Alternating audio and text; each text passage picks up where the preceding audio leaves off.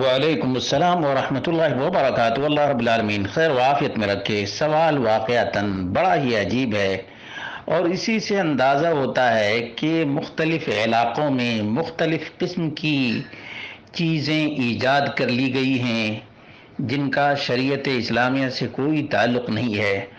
और इसीलिए कहा जाता है कि बिदअत उस घास की तरह है जो फसल को तबाह करने के लिए खुद उग जाती है।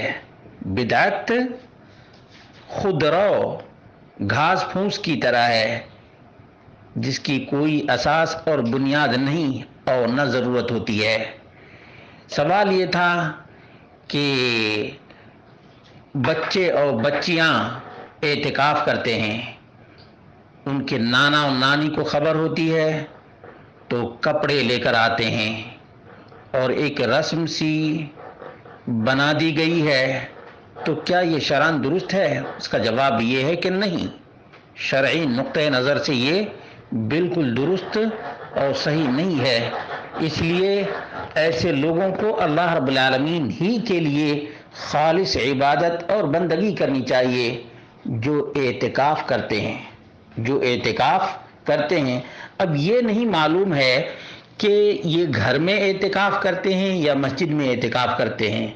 एक बात जो वाज़ेह कर देनी ज़रूरी है वो ये है कि मस्जिद के अलावा घर में एतिकाफ नहीं होता है। वह अंतुम आकिफून फिल मसाजिद, अल्लाह रब्बुल आलमीन का ये हुक्म याद रखें।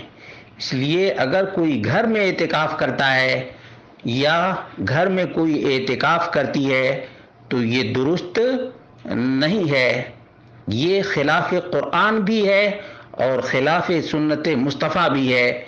इसलिए ये बात अच्छी तरह अपने जहन में बैठा लें और रियाकारी से बचें। रियाकारी, एतिकाफ कर रहे हैं, शोहरत हो गई फलां इस साल एतिकाफ में बैठा है या फलां इस साल एतिकाफ में बैठी है, ये शोहरत अज्र व सवाब को ज़ाय करना और बर्बाद करना है।